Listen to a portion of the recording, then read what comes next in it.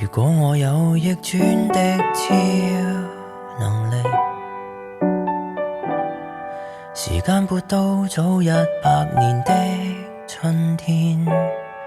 全城在近路活着，彼此有愛，夢裏不見亂，我跟你或會發展知己情緣，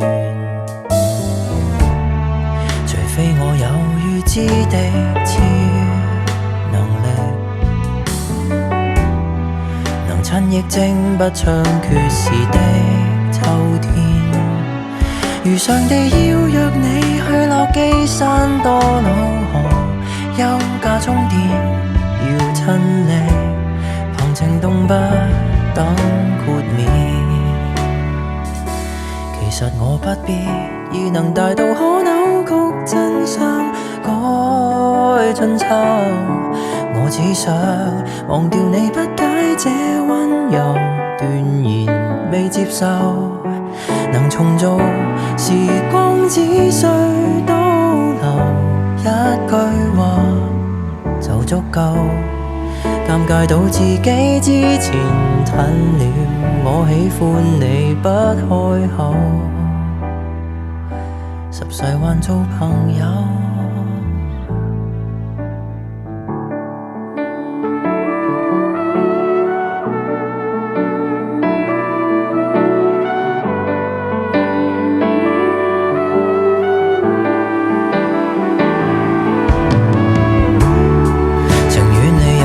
心的超能力，能發現我的心計，提早阻止。台詞若講錯了，已被沾污的友誼，恐怕不易再清洗。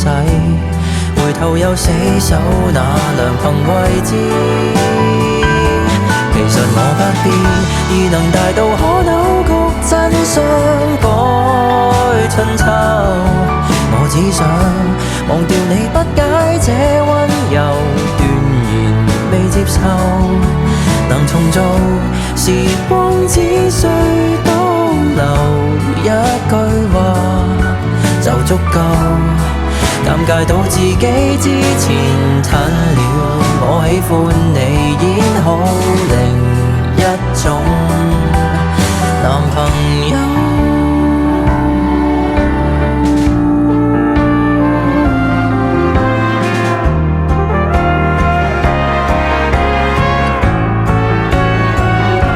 其實我只想